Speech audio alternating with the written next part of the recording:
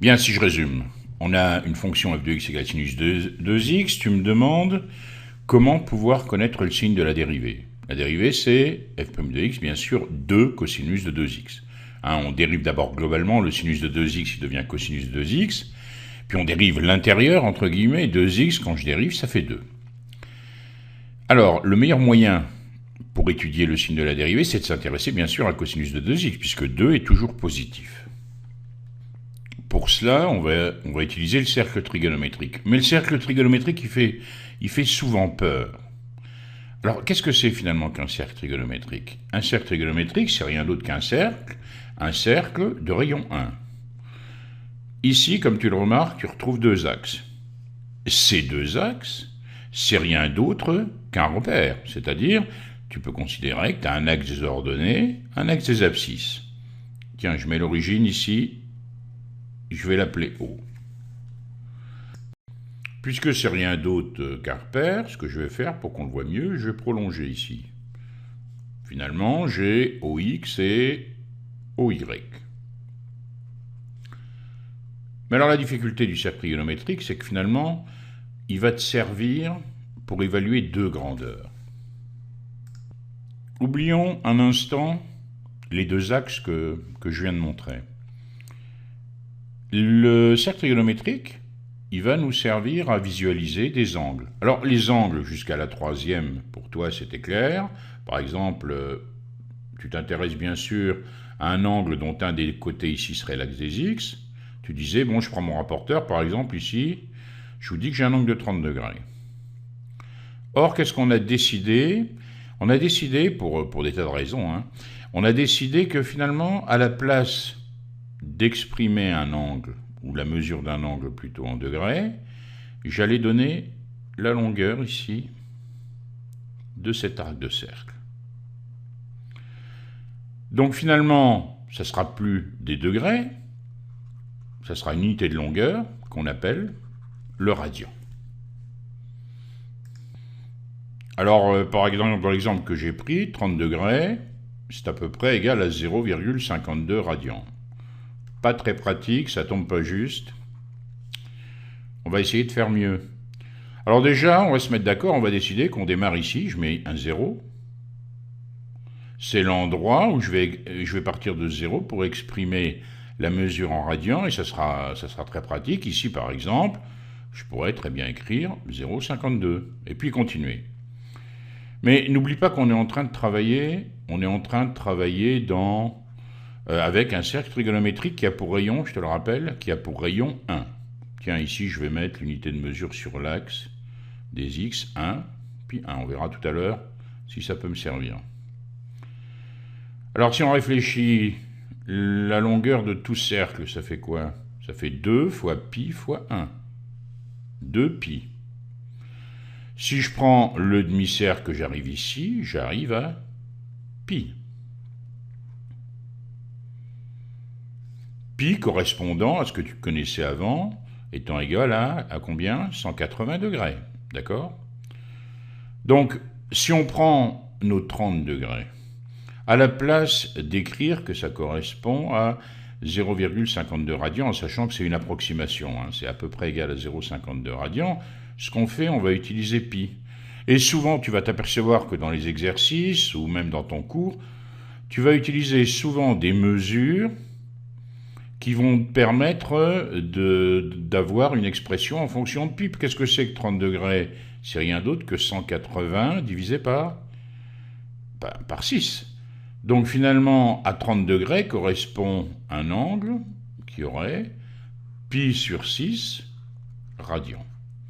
Donc ici, à la place de ce 0,52 radians, je peux écrire pi sur 6.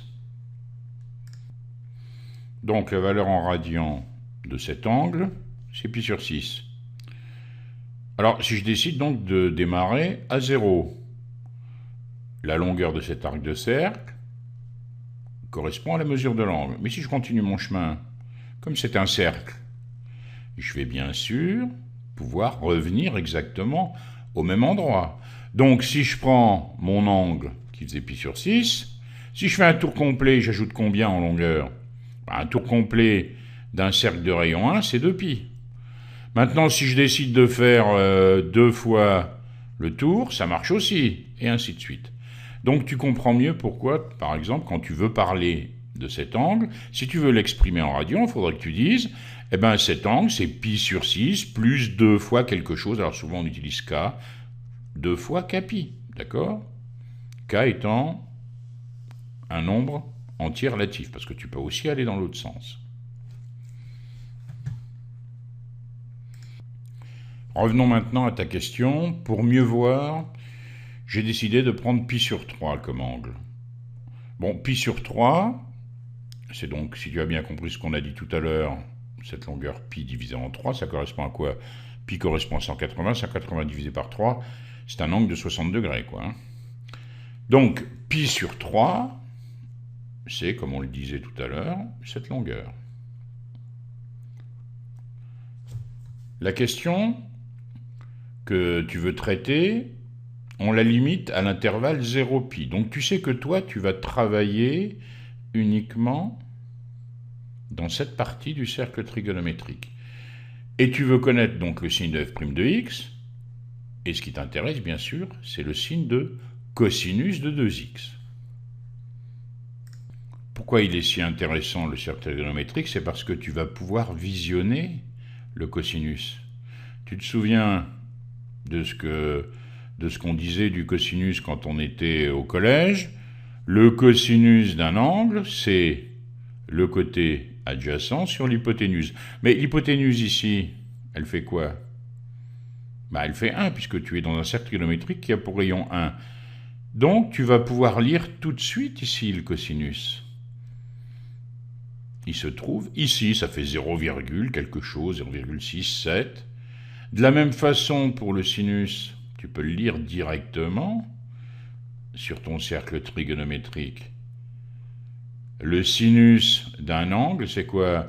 Côté opposé, sur hypoténuse. Bon, l'hypoténuse, sa longueur, c'est 1 ici. Donc le sinus, tu vas pouvoir le lire ici. Alors le cosinus de pi sur 3 et le sinus de pi sur 3, il faut les connaître par cœur. En fait, si la figure était vraiment bien faite, on tombe ici sur 1,5. Le cosinus de pi sur 3, il est égal à 1,5. Et le sinus, il est égal à racine de 3 sur 2 si on veut donner la valeur exacte.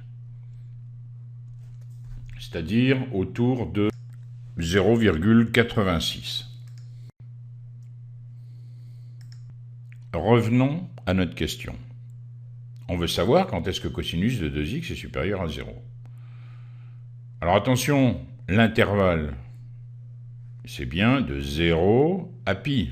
Mais pour quelle variable? Pour x. Alors déjà, être bien clair, x, on sait qu'on est compris entre 0 et pi. Donc, si je prends 2x, j'ai bien sûr un intervalle qui va de 0 à 2pi. Donc ici, tout cet intervalle, 0, pi, 2pi, un tour complet. Alors, essayons de voir quand est-ce qu'on a un cosinus d'angle positif. Bon, si je suis ici, j'ai évidemment un cosinus positif, je continue, il est tout le temps positif. Ça va changer à partir, ici, d'un angle dont la mesure en radians serait de pi sur 2, un angle correspondant à 90 degrés. Donc, dans cet intervalle, quand je suis compris entre 0 et pi sur 2, j'ai un cosinus qui est comment? Positif, strictement. Si je vais de pi sur 2 à pi, je vais avoir un cosinus négatif. Même en allant jusqu'à 3pi sur 2. Attention, pi sur 2, pi, 3pi sur 2. Donc si 2x est compris entre pi sur 2 et 3pi sur 2, j'ai un cosinus négatif. Et quand je vais de 3pi sur 2 à 2pi, j'ai de nouveau un cosinus positif.